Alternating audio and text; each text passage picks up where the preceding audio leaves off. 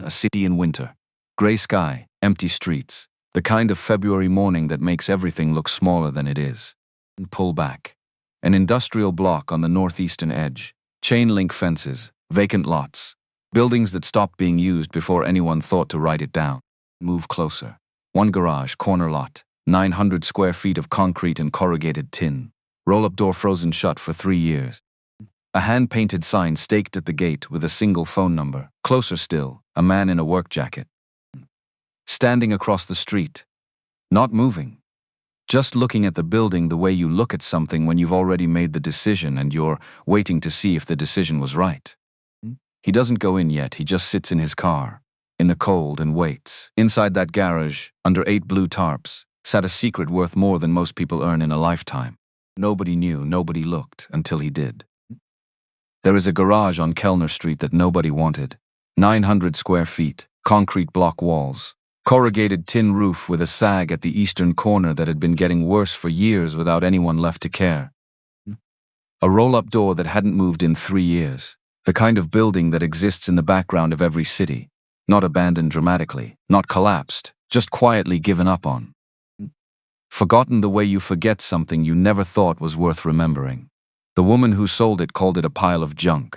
She said this out loud, to the man buying it, while he was standing right there. He didn't argue, didn't flinch. Just took the key, slid it into the pocket of his work jacket, and walked out into the kind of February cold that makes every choice feel questionable. 6 months later, that man's name was on the front page of a regional business publication, and the woman who sold him the garage was standing outside a building that used to belong to her company, looking at a result she had set in motion herself and could not undo. Pay attention, because what happened inside that garage changes everything you think you know about where value hides, and what it costs a person to stop looking too soon. Cole Hargrove grew up in a house that smelled like motor oil and burnt coffee. Not sometimes, always. His father, Ray Hargrove, opened a one-bay garage on the outskirts of Detroit in 1987. Ran it for 22 years. Built it with his hands, kept it with his hands until his back gave out and his hands couldn't hold a wrench steady anymore. Until the thing he'd built had to be handed to time because time eventually wins. Ray Hargrove was not a wealthy man. Was not a celebrated man. Never had his name in any publication, never received any award, never built anything beyond what fit inside a single bay with room for 2 cars and a workbench along the back wall. What he built was something else. Something that doesn't have a category on a balance sheet. He taught his son how to see. Not with lectures, not with a curriculum, by letting Cole stand next to him and watch, every Saturday, no exceptions. Rain, snow, the holidays that other families spent watching television, while the Hargrove men were elbow-deep in an engine block that wouldn't cooperate. Cole remembered one Christmas morning. He was 9. When Ray had a transmission job that couldn't wait and Cole was in the garage by 8 o'clock, with a cup of hot chocolate going cold on the workbench, watching his father work, not complaining. Because this was just what Saturdays were. What every day off was. The garage smelled the same every morning. Damp concrete, cutting fluid, the faint char of something electrical that had been repaired badly once and carried the memory of it. Cole was 7 the first time Ray let him hold a flashlight during a transmission job. Not do anything, just hold the light steady.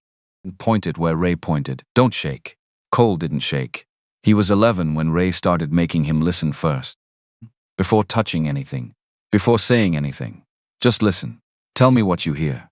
Cole would crouch next to the car with his ear toward the engine the way other kids pressed ears to seashells, and he would say, something in the top end.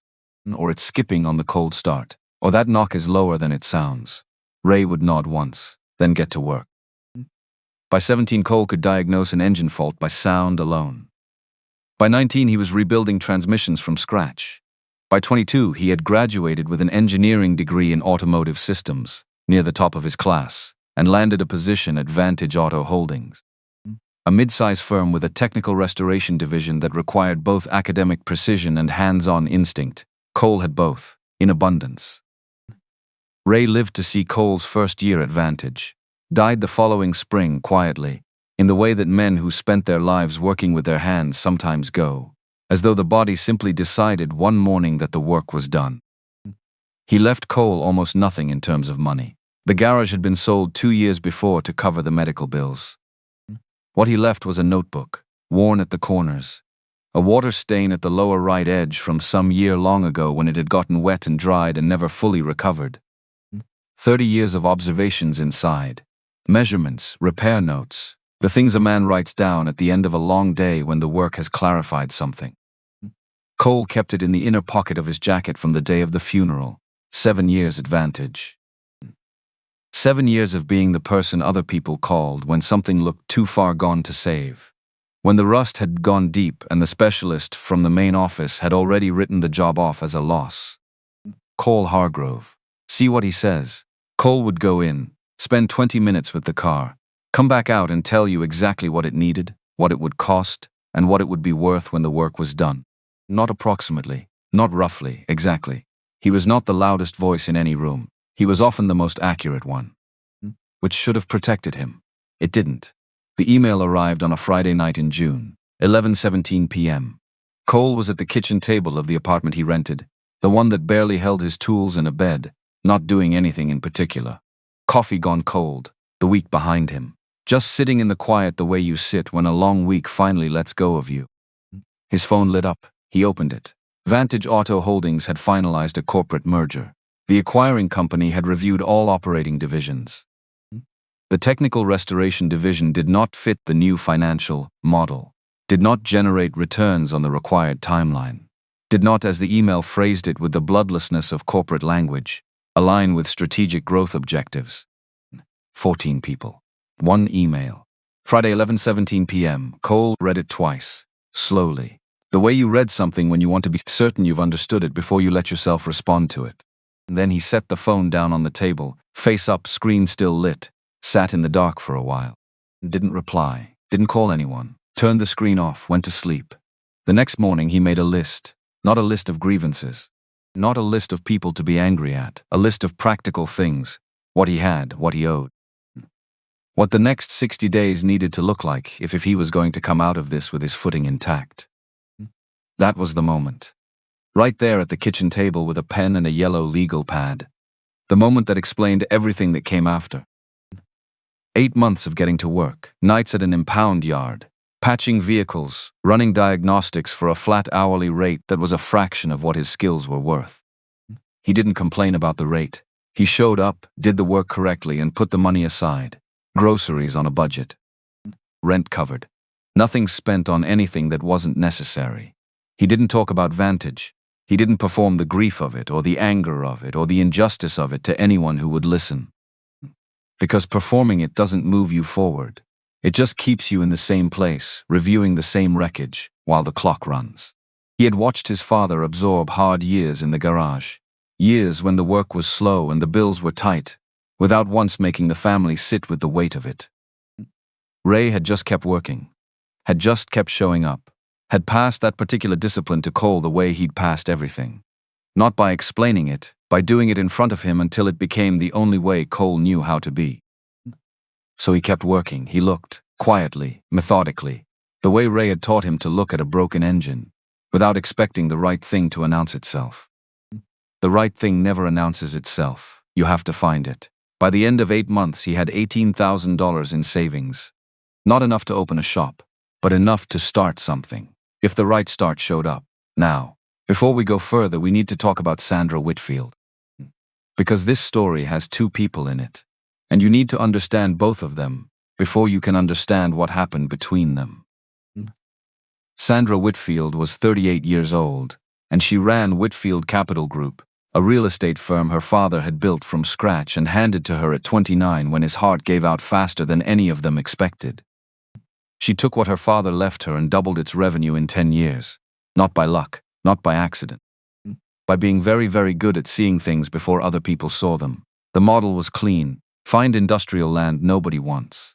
Land that looks like nothing. Former manufacturing zones, dormant parcels sitting on tax rolls for a decade because they're too unpromising for anyone to bother with. Buy at prices reflecting how they look right now. Get the zoning changed. Sell to developers at prices reflecting what they could become. The gap between those 2 prices. That was Sandra's business. She had been called a visionary by the local Chamber of Commerce. She had been called a bulldozer by every person who had ever sat across a table from her in a negotiation. Both descriptions were accurate. Both missed something. Sandra wasn't unkind the way people who enjoy cruelty are unkind. She was something different. She was indifferent to anything she didn't understand immediately, to anything that didn't fit her framework inside the first 30 seconds of looking at it. Indifference is harder to argue with than malice. Malice at least has to acknowledge what it's looking at. Indifference doesn't register the evidence in the first place. Her father used to say, "Value is in the land, not in whatever's standing on it." She grew up with that sentence. She built a business on it. She had never once needed to question it. She was about to. In January of that year, Whitfield Capital acquired a 4-acre parcel of old industrial land on the northeastern edge of the city, dormant for over a decade, former light manufacturing zone. The plan was clean: hold the land, push through a rezoning application for mixed commercial use, flip the parcel to a larger development group within 2 years. Standard operation. They had done it a dozen times. The complication was a garage, sitting at the rear corner of the property. 900 square feet. Built sometime in the 1960s with a corrugated tin roof, 3 collapsed shelving units along the interior walls, a roll-up door that hadn't operated in 3 years, 2 of the 4 side windows boarded over with plywood pulling apart at the corners, and an electrical system that Sandra's contracted engineer described, in his site report, in a single word: dead. He went inside, looked around, came back out, wrote his assessment. Demolition target. Estimated clearance cost, $12,000 to $15,000. Sandra looked at that number for 4 seconds. Then she told Patrick Sorensen, her assistant, to list the structure for sale and move on. She was not spending $15,000 to clear a building, she called. Directly, without softening, a pile of junk not worth the cost of clearing. A hand-painted sign went up at the gate.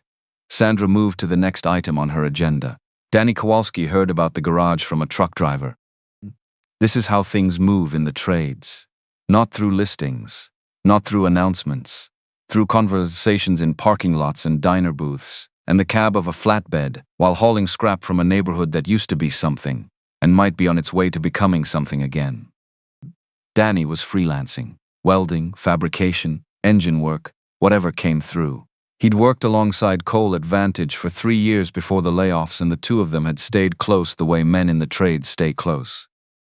Not by talking about it. Just by showing up when the other one needed an extra set of hands. He called Cole on a Tuesday evening in late January. More instinct than certainty. Old garage, he said, bad condition. Whitfield Capital wants it gone cheap.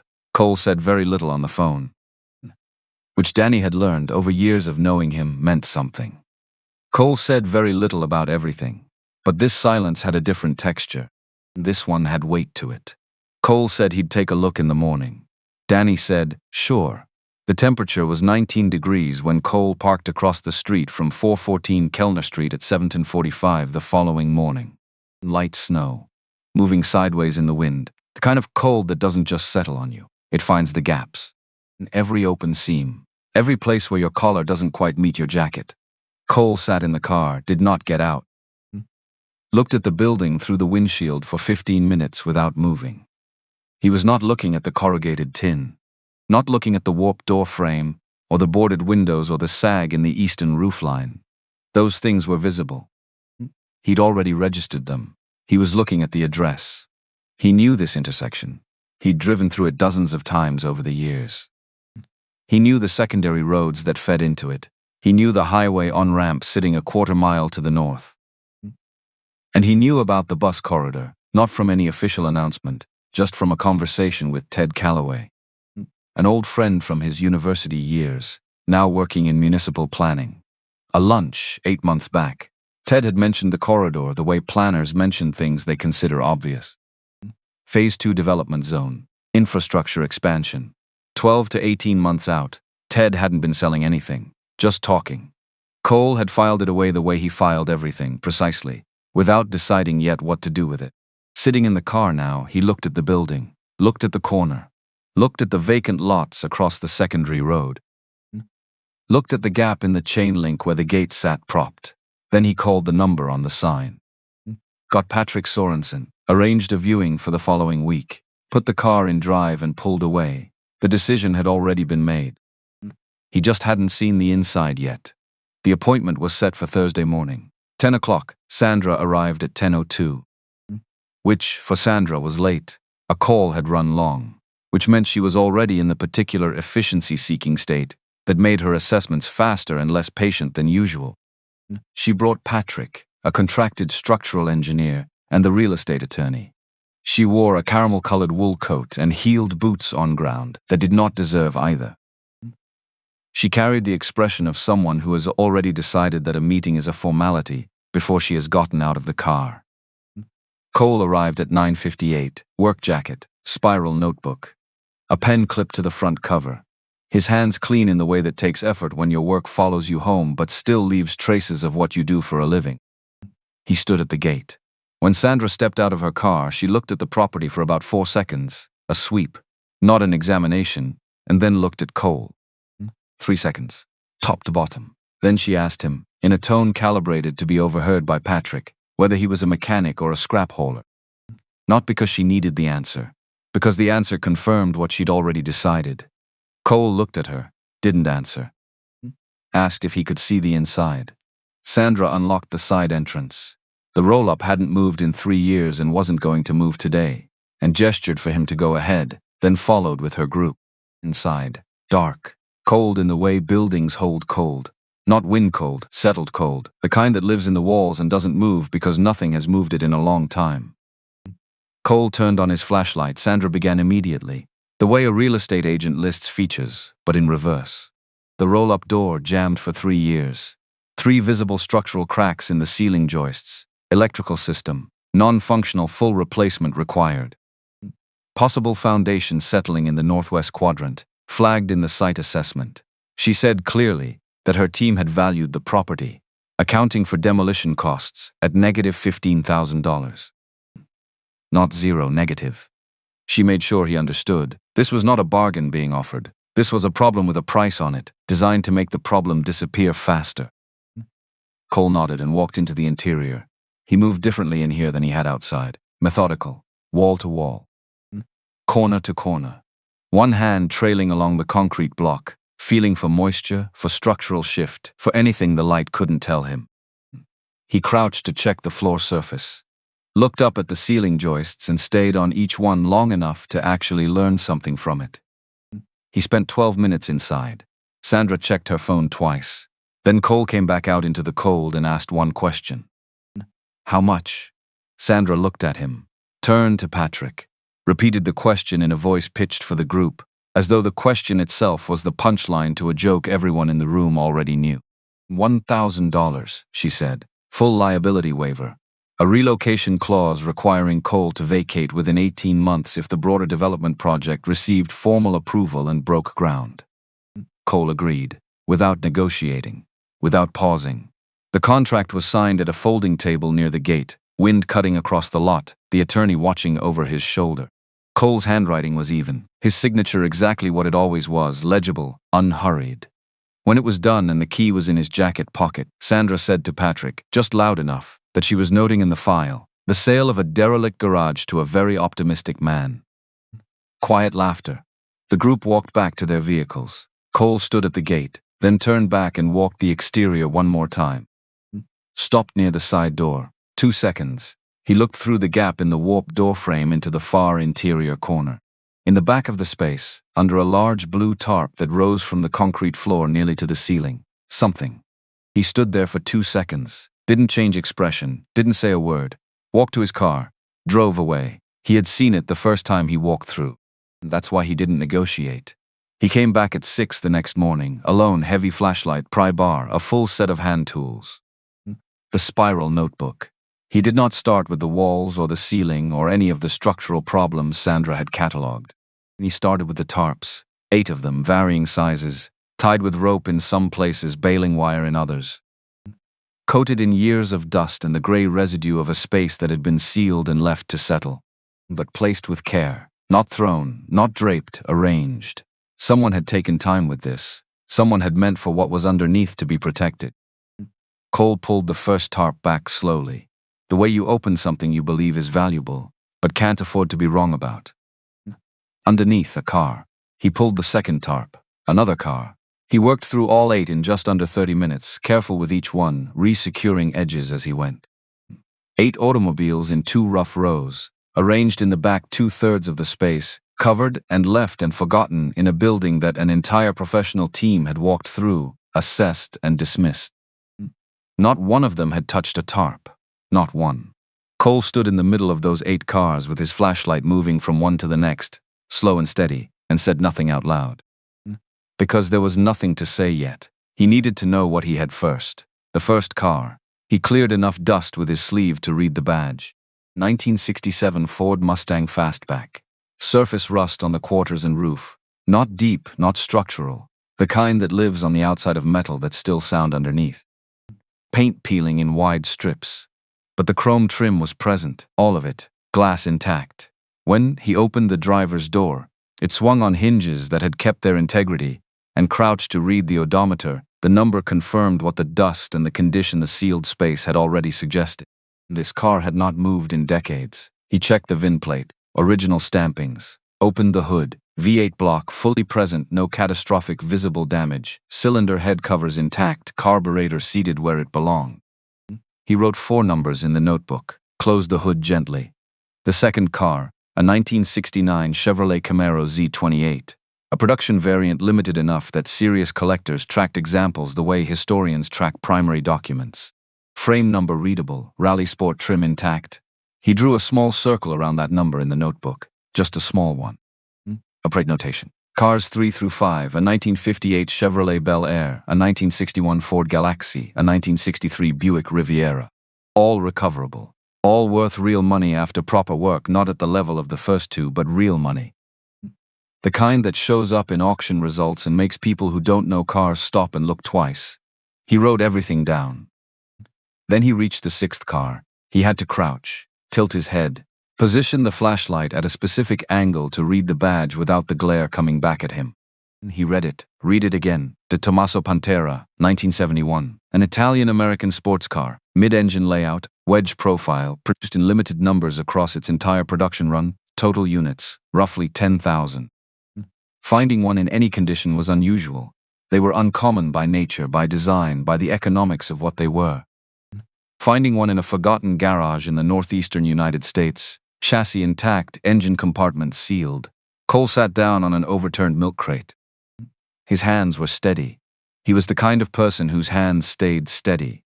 But when he uncapped his pen and opened to a clean page, he wrote the frame number 3 times before he was satisfied he'd gotten it right. He sat with it for a moment, just sat. The last 2 cars were too far gone. Floor pans collapsed, body panels corroded past the point of return. But they held components. Carburetors, trim, original hardware. Components had value. Everything had value if you knew what to look for and what to do with what you found. He wrote it all down. Then he did the rough math on the back page of the notebook. Conservative estimates. He cut every number by 1/3 before he wrote it. Because rough estimates are the ones that bite you. Even cut by 1/3. Somewhere between $400,000 and $600,000 in restored market value, if the work was done correctly. He had paid $1,000 for the building, and everything inside it. He walked the surrounding blocks that afternoon. The cold had eased slightly. Still February, still gray, but the kind of cold that lets you keep your hands out of your pockets for a full minute. He knew this neighborhood the way you know a place from years of passing through, not from maps. From the quality of the light in winter. From the way traffic moved at certain hours. The vacant lots immediately behind the garage faced the secondary road. Their prices reflected what they looked like. Abandoned, unlandscaped, ringed with chain link. Nobody had connected them to anything yet. That evening he called Ted Calloway. Asked one neutral question. What was the development zone classification for that block? Ted gave one neutral answer. The entire area sat inside what the city's internal planning documents called a Phase 2 Commercial Development Priority Zone. Infrastructure upgrades would be formally announced within 12 to 18 months. Land values in the zone would shift accordingly. Cole thanked him. Ended the call, looked at the numbers in the notebook, and for the first time since 11/17 on that Friday night in June, he smiled. Not the wide-open smile of someone who can't believe their luck. the quiet, settled smile of someone who looked carefully and found what they were looking for. He called Danny the next morning at 7:15, didn't explain everything on the phone, and said, "I found something. No salary right away. I believe it will be worth the time." Danny asked how much Cole had paid for the property. Cole said $1,000. Pause, Danny said, "Say that again." Cole said $1,000, longer pause. Then Danny said, "I'll be there by 8. When Danny walked into the garage and saw the 8 cars partially uncovered, he stood still for a long time. He looked at the Camaro, then the Mustang. Then he found the Pantera on his own, without Cole pointing, without any direction, and he stood in front of it with his hands in his jacket pockets and didn't touch it, and just looked. Then he turned to Cole and said quietly that he needed to sit down. Cole told him they would start with the Mustang. Danny took off his jacket, hung it on a nail someone had driven into the wall sometime in the 1970s. Asked where the tools were, and they got to work. The first morning Danny showed up, they didn't talk much. That was normal. That had always been normal between them. 3 years working side by side at Vantage had established a rhythm that didn't require conversation to function. Cole assessed, Danny fabricated. Cole identified what was wrong. Danny built what was needed to fix it. The words, when they came, were specific, purposeful. Neither man spent language on things that didn't need to be said. What needed to be said that first week was very little. They had 8 cars, 2 sets of hands, and a building that needed to become a working shop before it could become anything else. Cole had planned the sequence before Danny arrived. Not written it down, he didn't need to write it down. He'd worked it out the morning after the tarps, sitting on the milk crate in the dark with the flashlight still in his hand, running the logic of it. Which car first? Which jobs could run parallel? Where the dependencies were? What had to happen before anything else could happen? The Mustang first. Most complete, most accessible, best chance of generating cash flow before the money ran out. But first, the shop itself. The electrical was dead. Sandra's engineer had been right about that much. The panel was not salvageable, and neither were the branch circuits running from it. Cole had budgeted for a full rewire. He pulled the permit himself, did the rough-in over 3 days, and had a licensed electrician friend come in to finish and sign off. Cost him $900 and called in a favor he'd been holding for 2 years. Worth it. Lighting came next. Proper work lighting. Not what the building had, which was nothing but what a shop needs. 4 overhead fixtures running the length of the main bay. 2 task lights on adjustable arms for close work. A dedicated circuit for the welder Danny brought in from his own shop. The roll-up door was simpler than it looked. The motor was dead, but the track was straight. Cole pulled the old motor, sourced a replacement through a salvage supplier he'd used at Vantage, installed it over a Saturday afternoon. When he tested it Sunday morning, the door ran clean, smooth. First time in 3 years. Danny stood watching. 3 years, he said. New motor, 3 years that door didn't open and nobody wondered what was behind it. Cole looked at the door running on its track. They saw a door that didn't open, he said. They stopped there. Danny thought about that for a moment.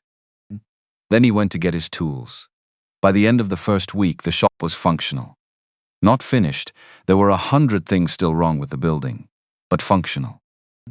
Lights on, power running, door opening, a space heater positioned at the center of the main bay, keeping a workable radius around the cars they were actively touching. Beyond that radius, February did what February does. Your breath made small clouds. Your fingers stiffened inside your gloves, and you had to stop every 40 minutes to wrap your hands around a coffee cup until the feeling came back. The cold lived in the floor, radiated up through your boots, and settled in your lower back around the 3rd hour of a long day. Danny complained about it exactly once. Cole said they couldn't run more heat without overloading the panel they'd just replaced. Danny said, "Right." And that was the end of the conversation about temperature for the entire duration of the project. The Mustang came apart over the first 2 weeks. Not dramatically, not all at once, systematically. Panel by panel, system by system, Cole working from the outside in, documenting everything before he moved it. Every fastener catalogued, every component photographed in position before removal. The notebook filling up with part numbers, condition notes, sourcing options. The body was better than it looked from across a dark garage. The surface rust on the quarters and roof hadn't penetrated. The floor pans were solid, not perfect, but solid. The frame was straight. These were the things that mattered most, and they had held. What hadn't held, the crankshaft was worn past the point of rebuilding, not salvageable, needed replacing. The carburetor was seized, not just dirty, seized, from sitting dry for too long. The cooling system hoses had gone to dust. The wiring harness was too brittle to trust. Every connector Cole touched threatened to crumble in his hand. He wrote it all down. Parts needed. Costs, timeline. The crankshaft was the problem. The right part, correct specification, correct origin, came from a private supplier in Ohio that Cole had used twice. Advantage. Reliable. But the lead time was 3 weeks, non-negotiable. 3 weeks meant a pivot, so they pivoted. Cole moved to the Bel Air while the crankshaft was in transit. Danny started pulling the Camaro down for inspection.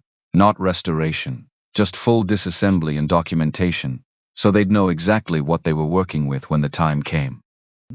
This is how projects actually work. Not the way you planned them. The way the materials and the money and the reality decide to arrange themselves around you while you adjust. The money was the part that wasn't adjusting well. $18,000 had seemed like enough to fund the Mustang through to a sale and generate cash flow for the rest of the sequence. That was the plan. The plan made sense on paper at the kitchen table the morning after the tarps. But parts cost what they cost. Sheet metal stock for Danny's fabrication work went faster than Cole had estimated, because Danny was thorough, and thorough was the whole point. The new wiring harness for the Mustang, old one too brittle to save, was $400 alone. Specialty fluids, jot compounds. The welder rod Danny burned through at a rate that would have seemed unreasonable to anyone who hadn't watched Danny work. $18,000 became $12,000 by the end of the second week. $12,000 became $8,000 by the end of the third. Cole checked the account on a Tuesday night when Danny had gone home and the grudge was quiet. The number was smaller than he'd expected it to be. He sat with it for a while, did not tell Danny. Because telling Danny required saying the number out loud, and saying it out loud made it more real than it needed to be right now. What they needed right now was to finish the Mustang. The number in the account was a fact. It was not a reason to stop. He put the phone in his pocket and went back to work. The money hit $4,200 on a Tuesday. Cole checked it alone, late at night. Danny had gone home. The space heater clicked through its cycle. The overhead work light threw hard shadows across the Mustang's engine bay. He ran the math without writing it down. He didn't need to write it down. Parts already ordered, not yet arrived, $800. Parts still needed to complete the Mustang, another $600 minimum. The wiring inspection on the Galaxy he'd committed to finishing before he moved on. $4,200 minus $100 in committed costs, $2,800 left. He sat on the milk crate for a while, not panicking. Panic uses energy that needs to go somewhere useful. He just sat with the number and looked at the Mustang, and looked at the Camaro, half disassembled, engine on the stand, and looked at the Pantera under its tarp in the corner where it had been waiting since February. Then he picked up his phone and called a contact at the impound yard. Asked if they needed anyone for night towing work this week. The contact said, yeah, actually this week and next. Cole said, I'm available. He came back from the first night at 2:47 in the morning. And slept 3 hours on the cot. Back at the workbench by 6, did this 4 nights over the next 2 weeks. Danny never knew about the towing. Or he knew, because Danny was not a man who missed things happening around him, and understood that this was not information being hidden from him. It was weight being carried in a specific direction, away from Danny, so Danny could keep his full attention on the work. Some things you don't explain when you're trying to build something. Not because you're hiding them, because explaining them takes energy you don't have to spare. Because the person across from you is already giving everything they have, and adding the weight of your worry to theirs doesn't help either of you get the next thing done. Cole had learned this from his father. Ray had never told the family when money was tight in the early years of the garage. Not out of pride, out of practicality. The information wouldn't have helped them. What he needed from them was to trust the work and keep showing up. He couldn't ask for that if every morning started with a balance sheet. So Cole kept the numbers to himself. And Danny, who had been watching Cole's face every morning for 6 weeks, kept his own counsel. Because some things you know without being told. And some things you don't bring up, because the other person is already carrying what they can carry, and saying it out loud would only make it heavier. They had a car to finish. That was what mattered right now. That was the only thing that mattered right now. The rain started around midnight on a Wednesday. Cole was alone. Danny had left at 10, which was late for Danny, who had a 40-minute drive home and a wife who had been remarkably patient about all of this. Cole was doing a wiring inspection on the Galaxy, the flashlight held between his chin and his chest, both hands occupied with the connector he was trying to read. He heard it before he saw it. Not the rain itself. He'd been listening to rain on the tin roof for an hour. Something under it. A higher note, a frequency that didn't belong. He looked up. The eastern corner of the roof was moving. Not dramatically. The kind of movement that happens when something has been stressed past its limit and is in the process of deciding, slowly, almost thoughtfully, whether to hold or let go. Cole set down the flashlight, stood up, watched the corner for 4 seconds, and then, with a sound less like a crash and more like a long exhale, the sound of something that has been holding on too long and finally just can't anymore. A section of the eastern roof panel separated from the joist and dropped. Not the whole roof, just enough. A column of cold February rain poured through the gap, directly onto the Camaro's engine bay, which was at that precise moment fully disassembled for inspection. Engine, on the stand, everything opened up. Every machine's surface, every cavity, every component they had spent 3 weeks carefully pulling apart and cataloging, exposed. Cole stood there. The rain fell into the open engine bay and spread the way water always spreads, finding every channel, every gap, pooling in the cylinder cavities, running along the block surfaces, getting into places that water should never be allowed to reach. He stood there for 10 full seconds, which was, given what he was looking at, a long time to stand still. Then he went to the back of the garage and found 2 additional tarps, brought them back and covered the Camaro, the engine on the stand, the disassembled components on the bench, everything exposed. Found rags. Started cleaning the water from what had already been reached, cylinder by cylinder, surface by surface, calm. Not because he wasn't feeling what you'd expect him to feel, but because panic is energy, and right now that energy had to go somewhere useful. He cleaned up the water. Then he picked up the flashlight and went back to the wiring inspection on the Galaxy. Danny arrived the next morning at 7:58, and the tops on the Camaro, and the gap in the roof visible in daylight, and the ring of dried water on the floor. He set down his coffee, looked at the roof, looked at the Camaro. The east corner, last night, came down around midnight. Danny walked to the Camaro, lifted the edge of one top and looked at the engine bay, at the engine on the stand, at the components lined up on the workbench. He put the tarp back down carefully. How bad? Manageable. I got to it quickly. Danny stood there for a moment with his hand still resting on the tarp. Then he looked at Cole.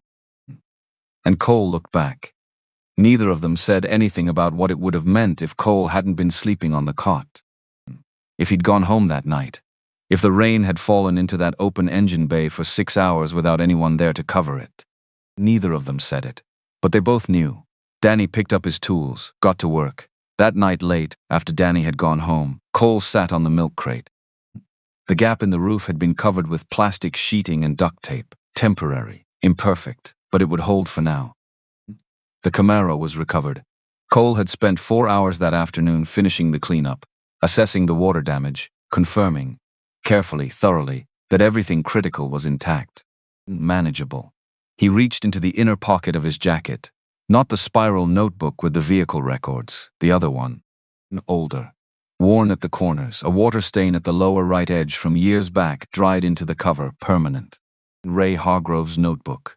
Cole held it for a moment without opening it, just the weight of it in his hands.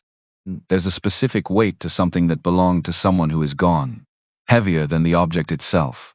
Always. He opened it to a page near the middle. He knew exactly where it was. He'd read every page in this notebook more times than he could count. Ray's handwriting. Blunt. Slanting slightly right. The handwriting of a man who was always in the middle of something when he wrote things down and didn't have patience for anything decorative. One sentence. When they see rust, you see the metal underneath. Cole sat with that. He'd read it as a child and thought it was a mechanic's saying. something old men put on workshop signs. He'd read it at 22 when he started at Vantage and understood it as a professional philosophy. He'd read it the night of the email at 11:17 and felt its weight differently, the weight of a man handing his son a way of surviving things. And now he was sitting in a cold garage with a failed roof and a water-damaged engine bay, and less money in the account than he wanted to think about, and a Pantera in the corner that nobody in the world knew was there, except the two men sleeping and working in this building. He took out his pen, uncapped it, and wrote, in his own hand directly below his father's words, $1,000 February. This is where it starts. He looked at it, both lines together on the page, his father's and his. Then he capped the pen, closed the notebook, tucked it back into the inner pocket of his jacket where it had lived since the day of the funeral, lay down on the cot, pulled the sleeping bag up, listened to the February wind against the patched roof, and slept. The crankshaft arrived from Ohio on a Thursday morning in the third week of February. Cole was at the garage at 5:30, waiting for the delivery truck. When it came, when he lifted the box and felt the weight and set it on the workbench and opened it and confirmed what was inside, he allowed himself 4 seconds of something that wasn't relief exactly and wasn't satisfaction exactly, but lived in the space between the two. Then he got to work. Installation took 2 full days. Not because it was a complicated job, but because Cole did not do things quickly. He did things correctly. These are different things and people confuse them constantly. He checked every measurement twice, torqued every fastener to specification, cleaned every mating surface before letting anything touch it, rebuilt the carburetor while the engine was apart, because you don't install a fresh crankshaft and leave a decades-old carburetor to fail on you in 3 weeks. Danny ran the body work in parallel, stripping the Mustang's exterior down to bare metal on the panels that needed it, finding the rust, treating what could be treated, cutting out what couldn't be saved and fabricating replacements from the sheet metal stock, clean seams, correct gauge, tight fits. He worked the way Cole worked, not fast, not slow, right. The paint process alone took a week and a half. Not because Danny was slow, because correct preparation takes the time it takes, and anything less shows up later in ways that can't be fixed without starting over. He stripped, primed twice, blocked, sprayed color in 2 coats, cleared in 2 coats, then cut and polished until the surface sat at a depth that didn't announce itself. Highland green, the factory correct shade, not close to correct, correct. The interior came next, re-trimmed in the right black vinyl, sourced through a specialist in North Carolina who still stocked period-correct material. Not approximate. Right. Because the buyers Cole was going to approach would know the difference, and the difference was the whole point. The chrome was handled piece by piece. Some components were pitted past saving. Those went out for re-chroming. Some were sound, just dirty. Those were cleaned and preserved. Not replaced wholesale. Preserved where possible, because original chrome carries a quality that new chrome can't replicate, and you don't replace what you can save just because saving it is harder. The engine, rebuilt to original specification. Every clearance measured, every seal replaced, every system tested before the hood closed. On a Saturday morning in late March, with thin spring light just clearing the rooftops across the street, Danny climbed behind the wheel. He turned the key. The engine didn't catch the first time. He looked at Cole through the windshield. Cole looked at the ceiling for 1 second. Danny turned the key again. The engine caught on the second crank, settled into an idle, deep even, the kind that doesn't ask for attention. That sits there and is, undeniably, exactly what it should be. Danny sat behind the wheel, didn't say anything for a moment. Then he reached down and revved the engine once. Gently. The exhaust note moved through the morning air and did something to the quality of the air that doesn't have a useful practical word attached to it. But you know it when you hear it. Something in you recognizes it before your brain has time to explain why. Cole stood in the open roll-up doorway, arms crossed, listening. A full minute, then he said, "Good," walked back inside. He posted the listing that afternoon on a private forum, not a public marketplace where price gets driven by whoever shows up. A community of people who already knew what they were looking at, who asked the right questions and didn't need the car explained to them. 11 inquiries arrived in 72 hours. Cole read every one, answered the ones that came from genuine knowledge. Left the others, the ones asking about horsepower modifications, about making it louder or more visible. Those were not the right buyers for this car, and putting this car with the wrong buyer would be its own kind of failure. The inquiry he prioritized came from Eleanor Prescott, 55 years old, a widow living in Vermont. Over the past decade, she had assembled one of the more serious private collections of American classic automobiles in the northeastern region, housed in a climate-controlled facility on her property outside Montpelier. The collection had been her late husband's passion and had become, after his death, genuinely her own. She did not open with an offer. She opened with questions about the VIN, about the original build documentation, about the chrome restoration process and which suppliers had been used, about the carburetor rebuild specification, about whether the engine had been bored or kept to original dimensions. Cole answered each question with the same precision she brought to asking it. Not more, not less, no enthusiasm, no reassurance, just here is the fact. Make your own judgment. Eleanor responded within 2 hours of every reply. She arranged to come in person. She arrived on a Thursday morning in early April, drove herself, a sensible, well-maintained car. She stepped out, looked at the garage, at what it had become in 2 months, and said nothing about what it must have looked like before. Just walked in and looked at the Mustang the way someone looks at something they've been forming a judgment about from a distance, and are now ready to confirm. She had brought George Aldrich. George was a retired engineer, late 60s, flat cap worn soft from years of use, the steadiness of a man who spent 4 decades noticing things others missed and never needed anyone to validate his findings while he worked. He carried a reference notebook and a borescope in a worn case, and said about 11 words during the 2 hours he spent with the Mustang.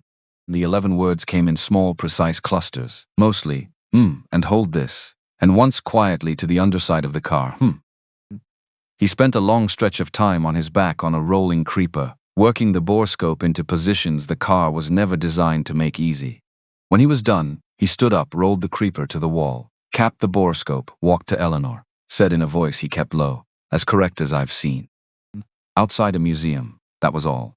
Eleanor thanked him. He nodded, went to stand near the wall with his hands in his pockets and waited. Eleanor turned to Cole. $94,000, she said. Not a question, not an opening bid with room to negotiate. A number she had already arrived at before she came through the door, formed from reading his documentation and his answers and understanding what she was going to find here. Cole said. Yes, they shook hands. The wire transfer cleared 3 days later. Cole was at the workbench when the notification came through. Danny was across the garage, adjusting a fitting on the Bel Air, and looked over because Cole had gone still for a half-second longer than usual. "What?" Danny said. Cole turned the phone around. Danny walked across the garage, read the screen, stood there. Then grabbed Cole by both shoulders and shook him once, with the full, uncontrolled enthusiasm of a man who has been holding something compressed inside him for months and has just been formally handed permission to let it go. Cole allowed this for 2 seconds, took a step back, nodded once, went back to work. Before Eleanor left, she stopped near her car, pulled on her driving gloves, good leather, the kind that ages well when you treat them right. She looked at Cole. "If you come across anything worth your time," she said, "call me before you post it anywhere." Cole told her he appreciated that. Meant it. He did not say, "There are 6 more vehicles in the building behind you. 2 of them are exactly what you came here looking for today. One of them would make George Aldrich put down his borescope and stand very still." He didn't say any of it. Eleanor's car pulled out of the lot. Cole went back inside, opened the notebook to a clean page, and started planning the next step. The Pantera had been waiting in the corner since February. It could wait a few more weeks, but the planning started now. The money from Eleanor cleared on a Monday. By Wednesday, Cole had made 3 phone calls. First call, Frank Delano, body and paint specialist. 12 years at a restoration house in Pennsylvania before the house closed, and Frank found himself available at exactly the wrong time for him and the right time for Cole. His reputation moved through the trade the way real reputations move, not through advertising, through results. People who had seen his work mentioned it quietly to other people who needed that kind of work done. Cole had been hearing about Frank for years without a reason to call. Now he had a reason. Frank picked up on the second ring. Listen to what Cole described. Asked 2 questions about the Pantera. Specific questions. The kind that told Cole immediately that Frank already knew what a Pantera was and what working on one would require. Then he said, "When do you need me?" Cole said, "Monday." Frank said, "I'll be there at 8. Second call, Roy Sims.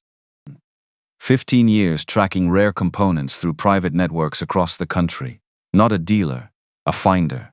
There was a difference that mattered enormously in the world Cole was working in. Dealers bought inventory and sold at a markup. Roy found things that weren't in any catalog, that weren't listed anywhere, that existed somewhere in the country in someone's barn or storage unit or estate sale that hadn't been properly assessed yet. He knew people. He knew what people had. He knew who to call in which state for which part. Roy listened, took notes, said he'd start making calls. Third call, "Danny, I need you here officially." Pause, "I'm already here." Officially. The business is registering this week. I want your name attached to it in a way that reflects what you're actually doing. Longer pause. What does officially mean practically? Technical director. We'll sort out equity when there's more to sort out. The longest pause yet, then. I'll be 8. You're already here. I know, I'm making a point. The business registration went through on a Thursday. Hargrove Auto Works. Cole filled out the form at his desk, the small second-hand desk he'd set up in the corner of the main bay, and said the name out loud once, quietly, to the empty room before he filed the paperwork. It sounded like something that had always been going to exist, that had just taken this long to arrive. He filed the form. Poured a coffee. Went back to work. The land moves happened the same week. Cole had been watching the 3 vacant lots behind the garage since February. Not through a broker, not through any listing service. Through observation. Driving past, walking the perimeter, checking ownership records at the county assessor's office. Making a few quiet inquiries through people who knew people. 2 lots were owned by individuals. Both had been carrying the properties for years, tax bills arriving annually like reminders of a problem neither owner had solved. Cole contacted them directly. Letters, then phone calls, then a Tuesday afternoon meeting at a diner 2 blocks from the property. Both owners came. Both were reasonable. Both looked at Cole's offer and saw a fair price for land that had been doing nothing for a long time. They didn't know about the Phase 2 announcement. It wasn't public yet. Cole wasn't withholding anything that was legally required to be disclosed. The information had come through a private conversation, and the owners were being paid current assessed market value for their current land. Knowing something is not the same as being obligated to share it. That's not the same as taking advantage of someone. That's the difference between knowing something and knowing what to do with what you know. Total, $67,000 for both lots. Cole filed the deeds and placed a purchase option on a 3rd lot, convertible in 60 days, as a contingency against the Phase 2 announcement, making the math obvious to everyone at once. Frank Delano arrived Monday morning at 8:02, which told Cole something useful immediately. Not early enough to suggest anxiety, not late enough to suggest indifference. Right on the edge of on time, in the way of a man who measures punctuality against the work rather than against a clock. Frank was 51, broad through the shoulders, careful with his hands the way craftsmen are careful, not tentative, precise. He walked through the garage without being shown around, looking at everything, touching nothing. When he got to the Pantera, he stopped, stood in front of it for a full minute, then turned to Cole. "This is real," he said. "Yes, where did you find it?" "It was here when I bought the building." Frank looked around the garage, at the new roof, at the sealed floor, at the organized bays and the proper lighting, then back at the Pantera. "All right," he said. "Tell me where you want to start." The Barrett-Jackson consignment submission went in during the 2nd week of April.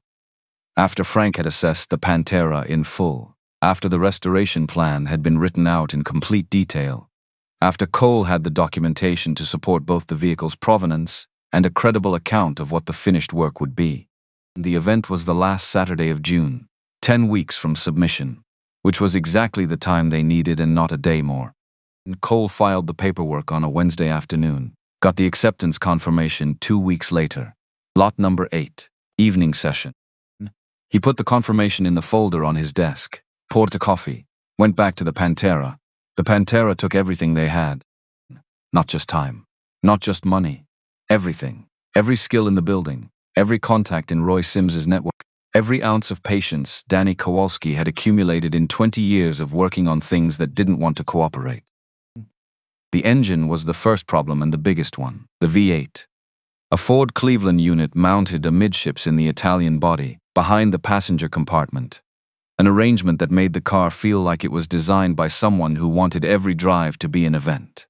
Had been sitting immobile for the better part of 4 decades. Pistons seized in their bores. The crankshaft locked. Every moving surface fused by time and oxidation into something that was no longer an engine so much as a very expensive sculpture. Freeing it without destroying the block required patience of a specific and almost philosophical kind. Not force. Force would crack the block and ruin everything.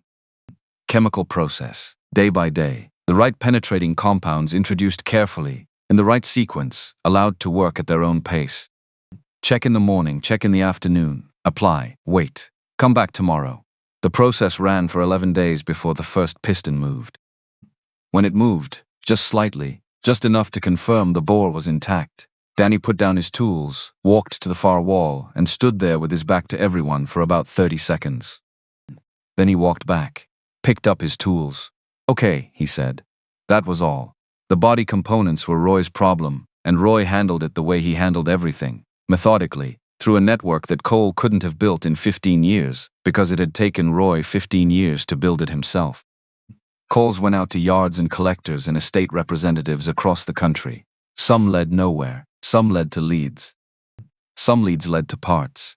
A correct front valence, sourced through a contact in Nevada, who had 2 of them in a storage unit from a parts car he'd broken down in 1994, and never fully dispersed.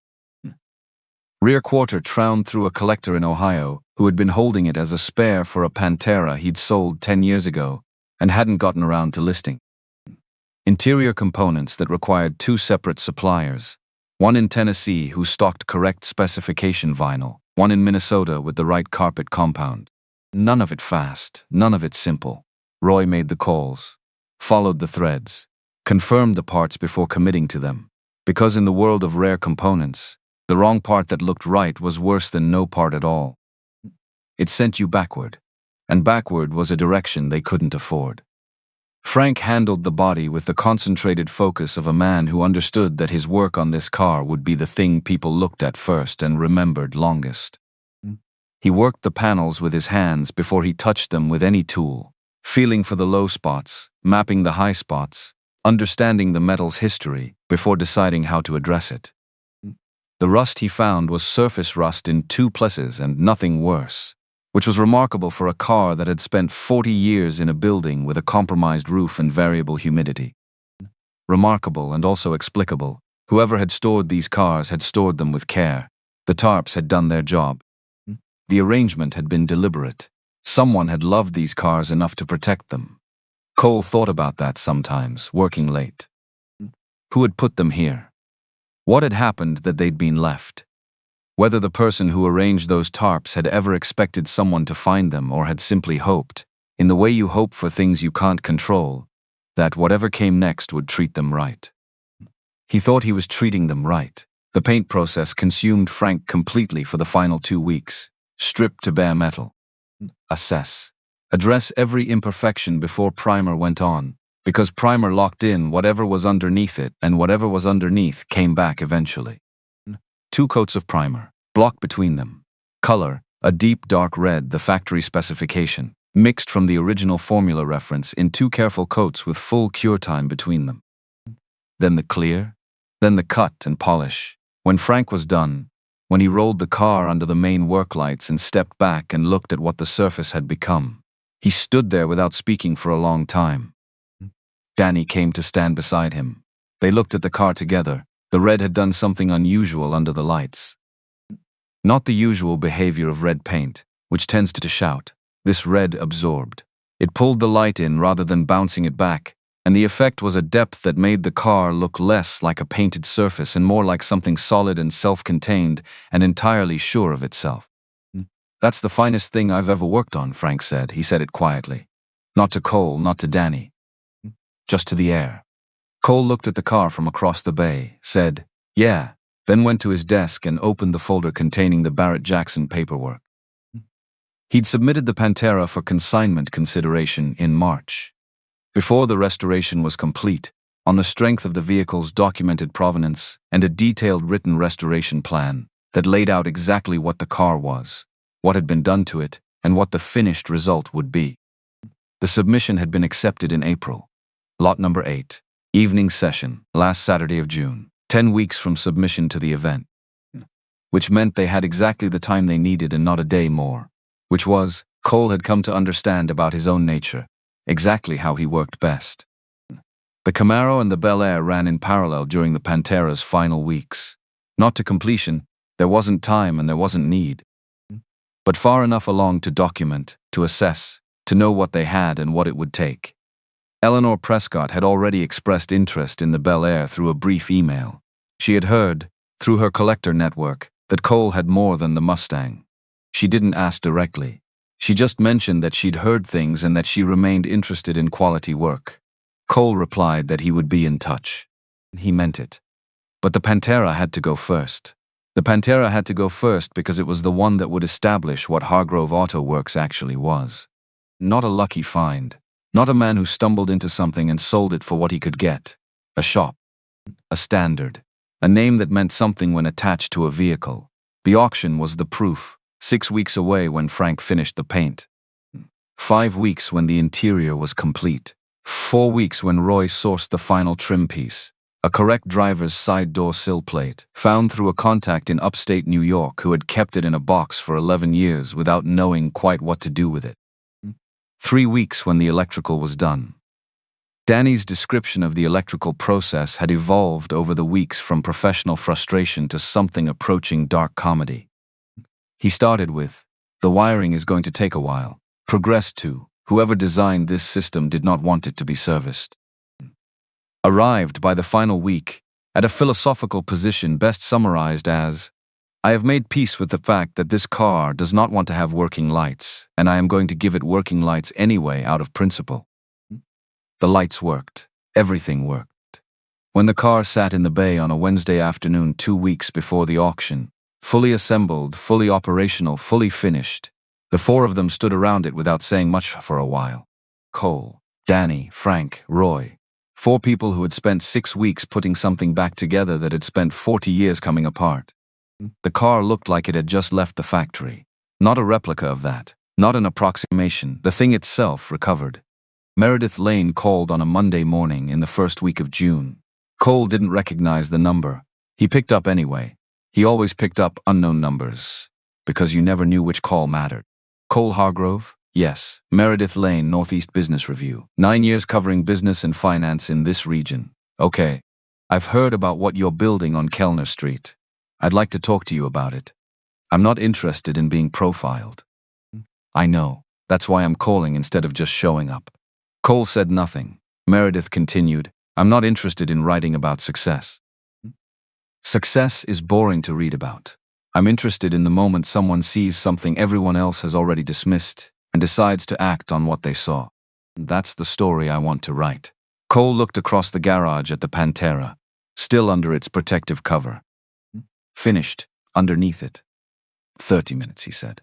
She arrived Wednesday morning with a notebook and a pen, not a recorder. A notebook. Cole noticed, said nothing about it, filed it the same way he filed everything, without comment but not without meaning. She walked through the garage first, unhurried, looking at the bays, at the Bel Air on the lift, at the Camaro in its station, the Pantera in the corner with its cover on. She stopped in front of it for a long time. Then, "Tell me about the morning you opened the tarps." "So," Cole told her, the 6 a.m. arrival. The flashlight. The 8 tarps in 30 minutes. Each car, the notebook, the milk crate. The number he wrote down 3 times before he was satisfied he'd gotten it right. Meredith wrote everything down, didn't interrupt, didn't prompt, just listened and wrote. When he finished with the tarps, she said, "The building. Who sold it to you?" "Whitfield Capital Group," Cole said. CEO signed the paperwork personally. Meredith wrote it down. Underlined it. Twice Cole watched her do it and said nothing. They talked for 2.5 hours, not 30 minutes. She had done her research before calling, had spoken to someone at the impound yard, which Cole registered without showing it. She asked about the crankshaft from Ohio, About the night the roof came down. About the towing work at 2:47 in the morning. She asked about the notebook. Cole told her about Ray. About the Saturdays. About the line in the middle of the notebook that he'd read so many times in his life and heard differently each time, depending on what he was going through. She wrote it all down. Near the end, she asked one more question. When you were sitting on the milk crate, in the dark, after you found the Pantera, what did you actually think? Cole looked at the eastern wall, the concrete block section Frank hadn't touched, still stained, still original, still exactly what it was the morning of the tarps. Don't be wrong about this, he said. Meredith wrote it down. Didn't underline it. Some things don't need underlining. The article ran on a Tuesday morning. 4 days before the auction. Cole read it at his desk before the crew arrived, coffee going cold beside him the way it always did when he was reading something carefully. It was accurate. Every number correct, every sequence right. She had written about the tarps and the milk crate and the roof and the towing and the $1,000 and the key on the folding table in the wind. And about Ray Hargrove and the notebook. And at the end, his own about this. Cole set the paper down, drank his cold coffee, went back to work. Sandra Whitfield read the article at her desk at 8:14 that same morning. Her attorney had placed it there before she arrived, hadn't said anything, just left it on top of everything else, which was its own message. She read it straight through. When she finished, she set it down with a deliberateness that was different from just putting something down. The deliberateness of someone who has read something accurate about themselves and needs a moment before responding to it. Her attorney stepped back into the room. We should discuss how to respond publicly. Sandra looked at the window for a moment. Get me a ticket for Saturday night. The Barrett-Jackson event? Yes. And the response to the article? I'll handle that separately. Her attorney left. Sandra sat alone for a while. She was not a woman who spent much time alone with unresolved things. Her professional life had been built around resolution, identify the situation, assess it, act, move on. The gap between assessing and acting was where she was most efficient. This was different. Because the article didn't describe a situation she could act on. It described a mistake. Her mistake. Documented, numerical, traceable from beginning to end by anyone who read the piece carefully. She had walked into a building full of covered cars and walked out again and called it empty. She had sold it for $1,000. She sat with that. Then she straightened the papers on her desk and went back to work. But she kept the ticket. Cole put on the dark suit at 5:30. It still fit. Of course it did. He was the same person he'd been the last time he wore it. His father's funeral 5 years ago. Same weight, same shoulders. The same person, just carrying different things now than he'd been carrying then. He stood in front of the mirror for a moment. Straightened the jacket. Left. The conference facility was not the kind of place Cole usually spent time in. High ceilings. Good lighting. The engineered kind, warm and directional, designed to make everything in the room look more valuable than it might look somewhere else. The specific sound of 200 people who knew what things were worth and had the resources to act on that knowledge, talking to each other in the register. People use when they're comfortable with the stakes. Cole arrived when he meant to arrive. Exactly, Danny was already there. Second row, ale seat, arms crossed over his chest in the posture of a man who is attempting to appear relaxed and has miscalculated. His jaw was set in the particular way it's set when he was working hard not to reveal something. Cole sat beside him. Neither said anything. This was normal. Eleanor Prescott came in at 6:45 with 2 people from her collector network. A man and a woman, both in their 60s, both with the unhurried movement of people who had attended many events like this one. Eleanor moved through the room without effort, without performance, the way someone moves when they belong in a space. She spotted Cole from across the hall, raised her chin. A small acknowledgement. Private. Cole nodded once. The evening session opened with 7 lots before the Pantera. Cole sat through all 7, not watching the auction, watching the room, where the serious bidders were positioned, who was at the phones. How the money moved when a number hit a threshold. He'd attended enough auctions over his year's advantage to read a room this way, to understand the currents beneath the surface of what appeared to be a simple transaction between a buyer and a seller. Danny watched the auction. That 65 Shelby went to $340, he said quietly after lot 5. Good room, Cole said. Good room, Danny confirmed. They sat with that. Lot number 8. The lights in the room shifted when the Pantera came through the curtain onto the main floor. Not a dramatic shift. The overhead rig tracked the car the way it was designed to track featured vehicles. And the effect was that the dark red paint caught the light differently than anything else that had come out that evening. Caught it and held it, drew it in. The room responded. Not with applause, not yet. With something quieter and more genuine. A collective shift in posture and attention, the sound of 200 people having the same involuntary reaction at the same moment and none of them announcing it. Danny uncrossed his arms. The auctioneer introduced the vehicle, history, rarity. Production numbers, total units across all model years, roughly 10,000, a figure that landed in the room with appropriate weight. Then restoration provenance, Hargrove Auto Works, Kellner Street. The restoring team, Cole Hargrove. A section of the audience applauded, warmer than protocol. Warmer than the standard lot acknowledgement required. Because 4 days was enough time for a well-written story in a regional publication to circulate through a community of people who understood exactly what paying $1,000 for something like this meant. Who understood the tarps. Who understood the milk crate and the roof and the towing work at 2:47 in the morning. They weren't applauding a transaction. They were applauding a way of seeing. Danny looked at Cole. Cole looked at the floor. The bidding opened at $80,000. Fast to $100,000. $130,000 with 3 active bidders. 2 on the floor, 1 on the phone. $155,000 and a pause. The room adjusted. That specific recalibration that happens when a number crosses a line that everyone in the room knows means something. Phone bidder. $168,000. The man in the third row, older blue jacket, the stillness of someone who had done this many times, came back. $72,000. Phone bidder, $175,000. Blue jacket, $178,000. Silence. The auctioneer let it breathe 5 seconds. 10, 15. The phone bidder did not respond. The hammer came down $178,000. Danny exhaled so loudly that the woman in the seat beside him turned and looked directly at him. He didn't notice. Or he noticed and had decided it didn't matter. Cole sat still for a moment. The length of time it takes to confirm internally that what just happened is what actually happened and you've read the number correctly, and the hammer has genuinely fallen and this is real. Then he stood up. Accepted the handshake from the floor representative, firm, complete, actual. Eleanor Prescott, 3 rows back, watched him do it.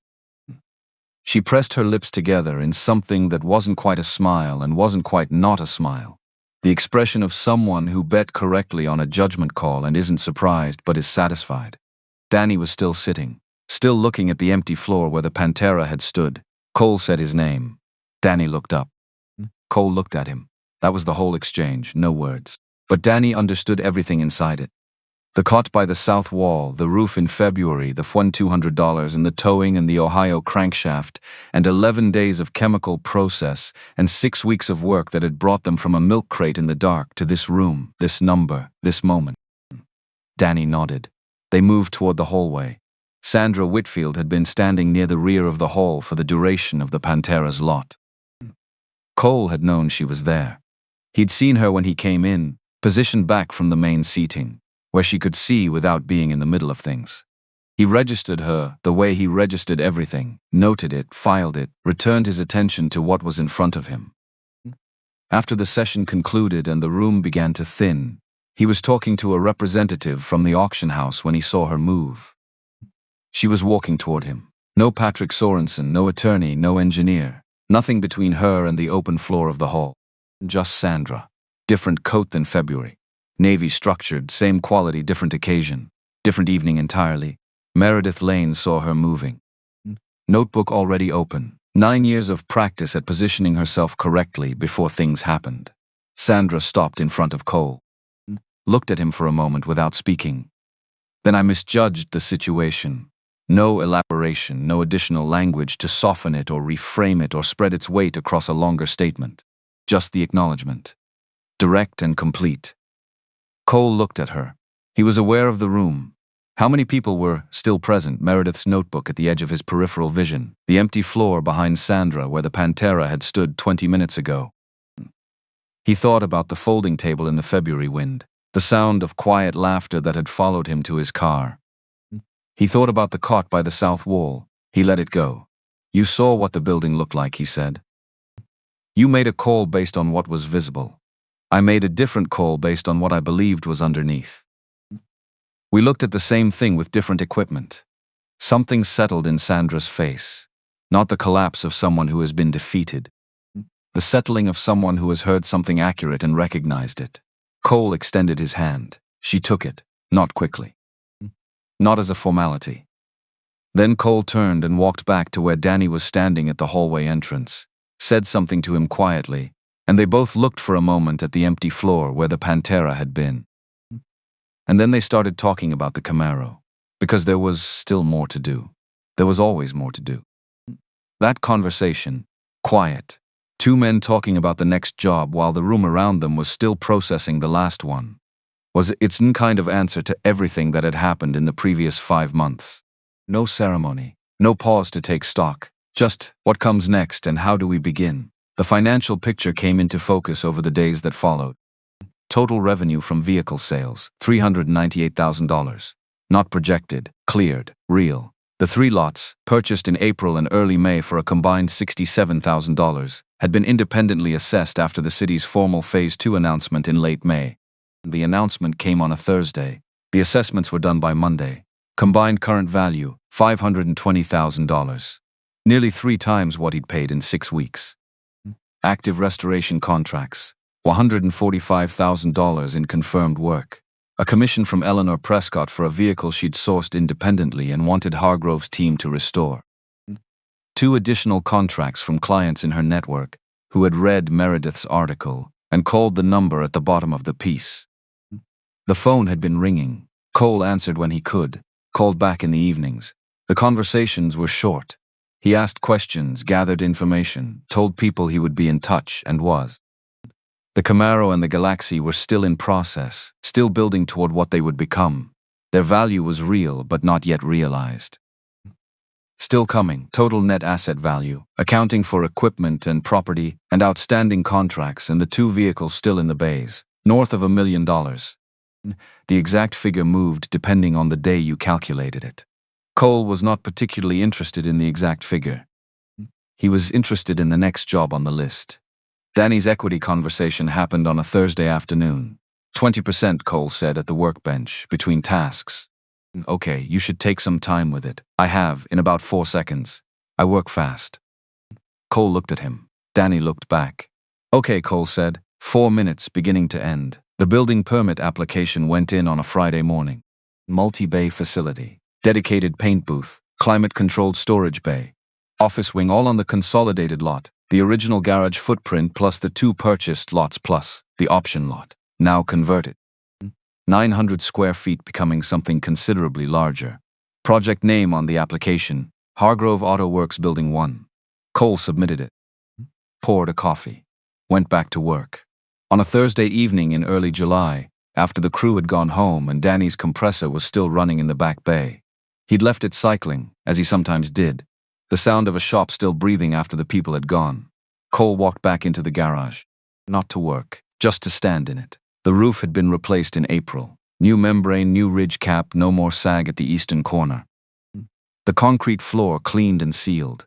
The roll-up door on its new motor, smooth and quiet. The electrical, new panel, new circuits throughout, every light positioned exactly where the work required it. The space was organized, purposeful. Every surface and every tool in a place that made sense. Cole walked to the eastern corner. The wall there was the same wall it had always been. Concrete block spotted with rust stains from the old roof, darkened with 60 years of accumulated time. Frank had refinished every other surface in the building. Cole had told him, leave this section exactly as it is. Frank had looked at the wall. The whole section? Yes, it's the only part of the building that still looks the way it did when you bought it. I know. Frank had moved on without another word. He was a craftsman. He understood that sometimes the most important thing is knowing what not to touch. Cole put his hand flat against the block, the way he had in February. In the dark flashlight in his other hand, 8 tarps still in front of him, no certainty yet about what was underneath. He stood there, not thinking in sentences, not reviewing the numbers or the permits or the contracts, just standing in the room where it had started. in the corner where he'd first understood that this building was something different from what it looked like. Ray Hargrove had worked one bay for 22 years. Had built one thing and kept it running and handed his son, every Saturday for years, a way of moving through the world that couldn't be filed or taxed or restructured away at 11:17 on a Friday night. He never saw the Pantera, never heard the hammer come down, never stood in this garage with its proper lighting and its sealed floor and the permits for building one on the desk. Never saw any of it, but all of it had come from him. Cole took his hand off the wall, stood still for a moment, then walked to the small desk in the corner, the office he'd made for himself, second-hand desk, a chair that was actually comfortable, a window that looked out over the lot where Building 1 would go up in the fall. He sat down, took the notebook from the inner pocket of his jacket, opened it to the page with his father's line.